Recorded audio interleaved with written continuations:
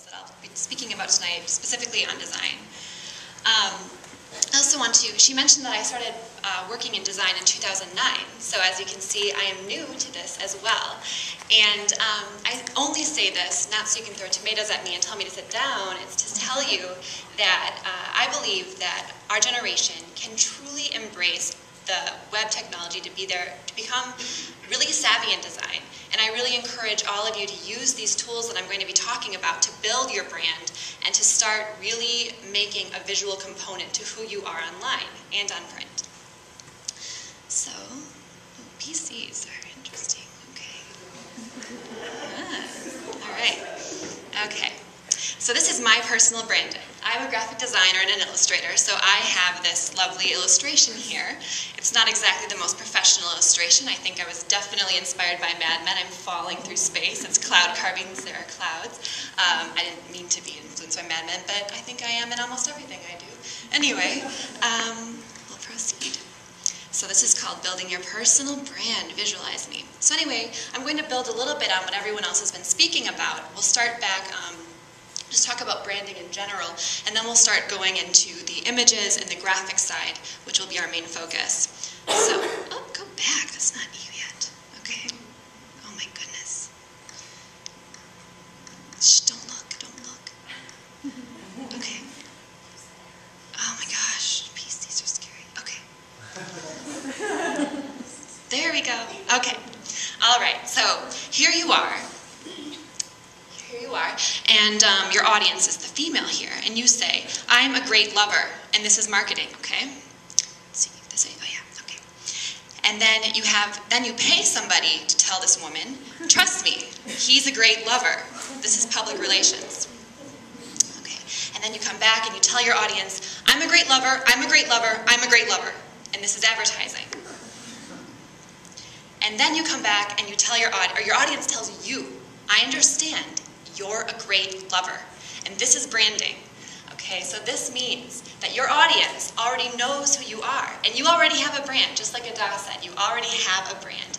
You already have a Facebook, probably, like I think Courtney asked. And you already have a Twitter. You probably have a Tumblr. You may even have a website. How many people here have a website of their own? So actually a good amount of you. And do you blog on that website? Maybe raise your hand if you're blogging on your website too. Okay, interesting. Maybe you blog separately. Okay. Forward here.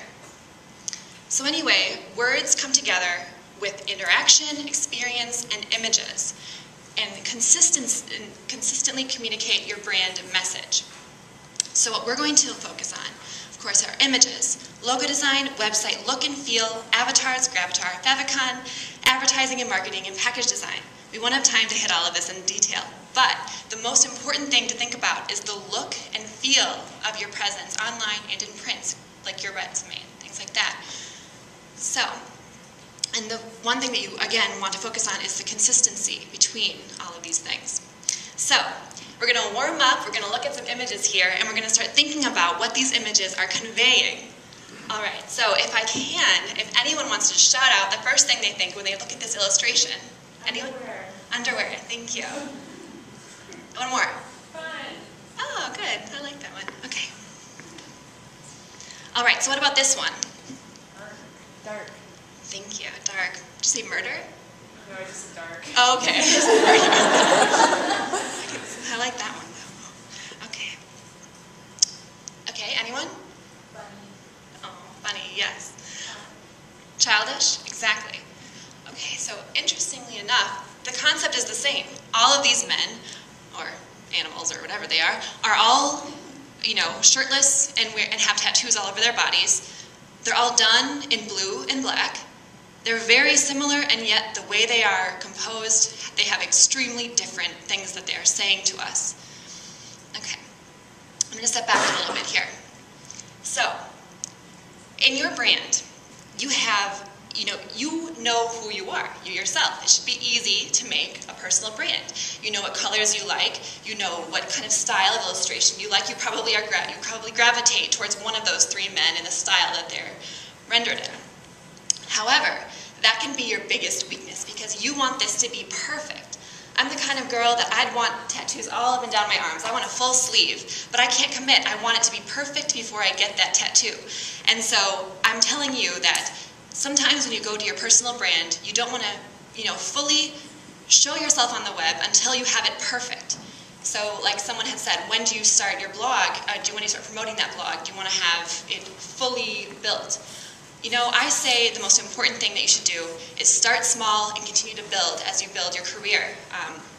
As Denise said, you're going to continue to grow and embrace that. So start small and just build and build and build. It's the most practical thing, and you'll have something right away, which is important because, as Courtney said again, people are probably Googling you as you sleep. So we need to get you out there.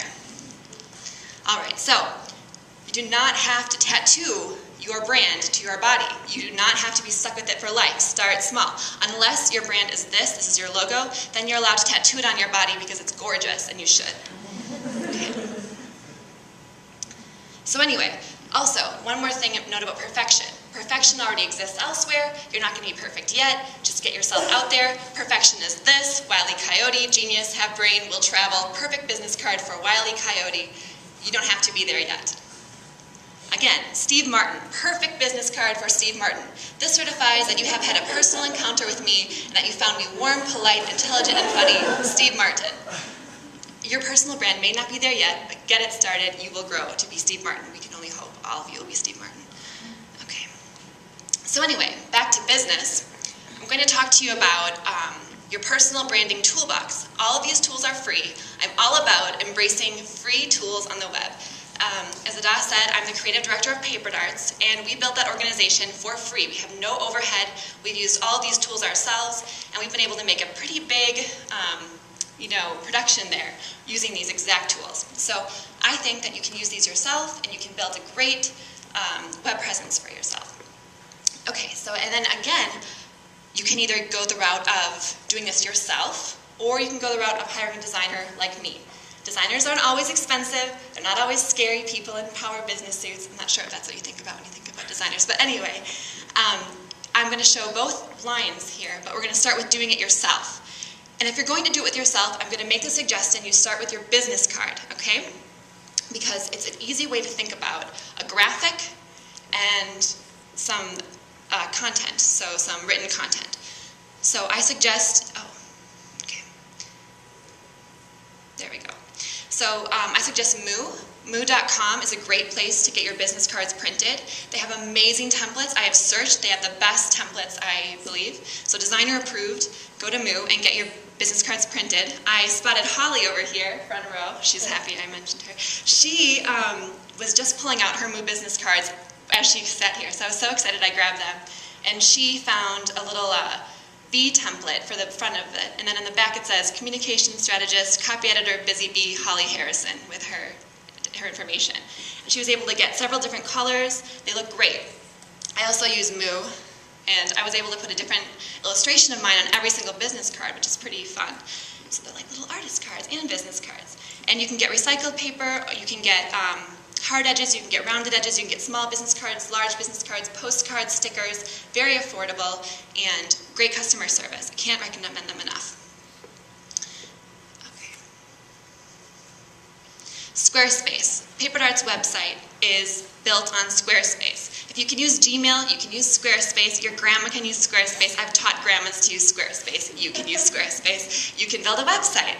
So, I think YNPN is also built on Squarespace, if I'm correct. Yes. So, it has amazing potential to build gorgeous websites. It will certainly do for your blog.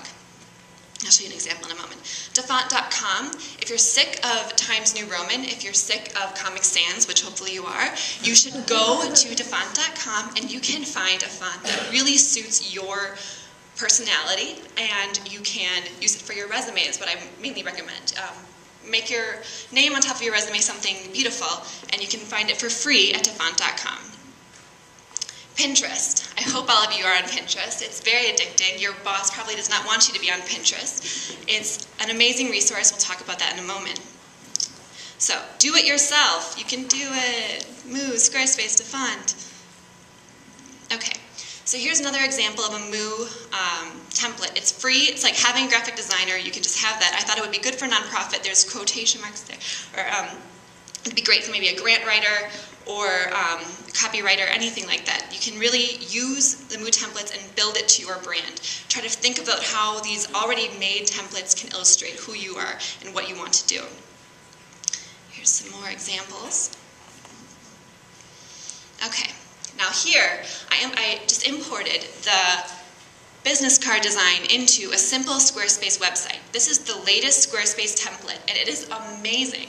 They just released it 2 weeks ago, and it's the easiest template I've ever seen. It's better than WordPress, better than anything I've ever encountered for building a website without knowing how to code anything.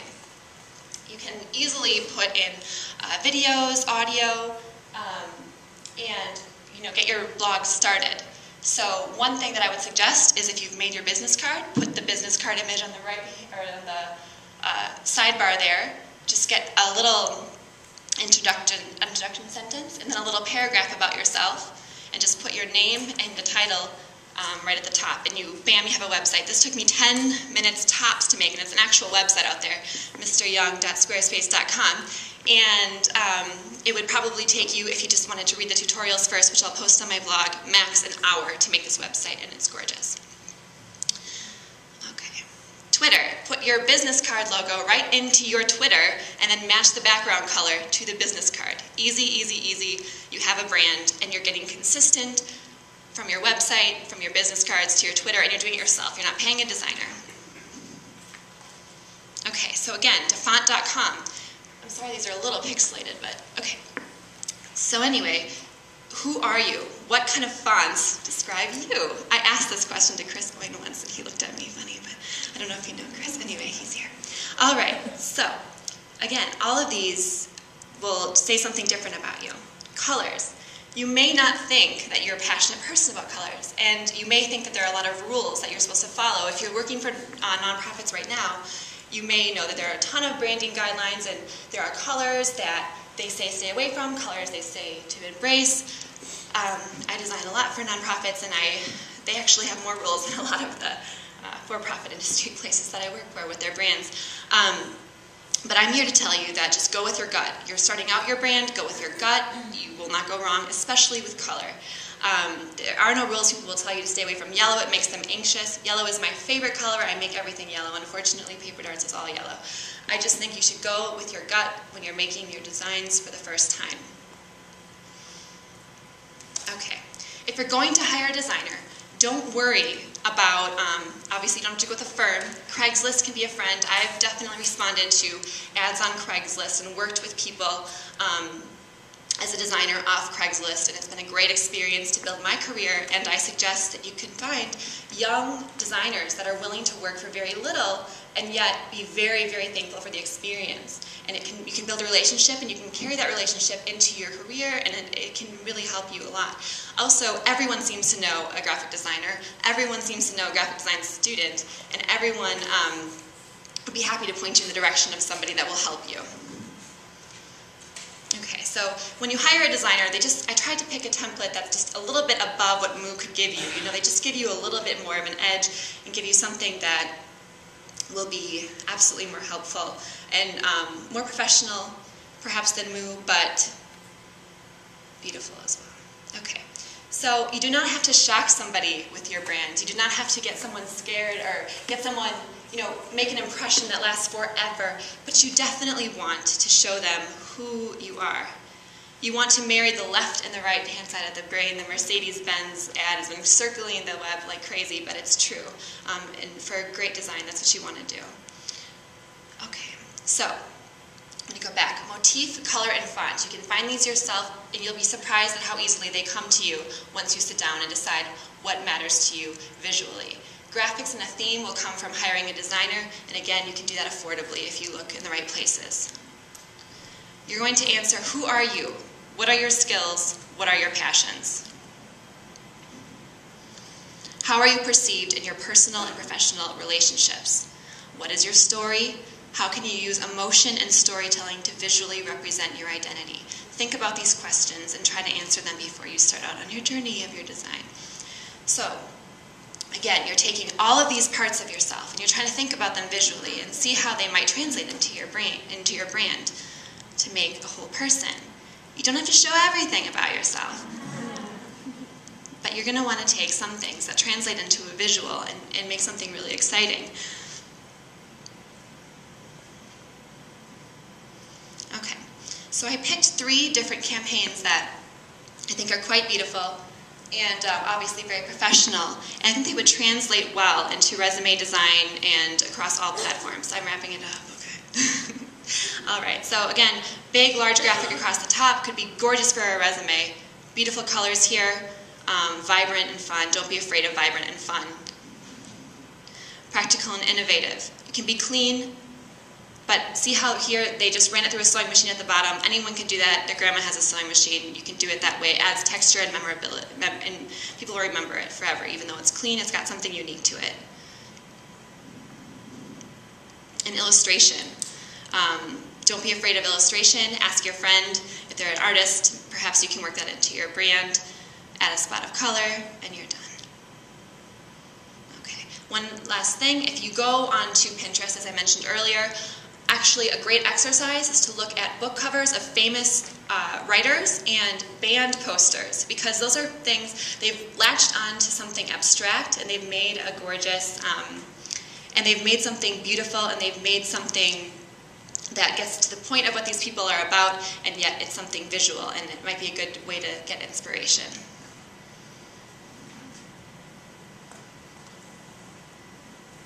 All right. So again, I'm Meghan Suszynski of Cloud Carvings, and I'll wrap it up then. I think I'm at time. Thank you.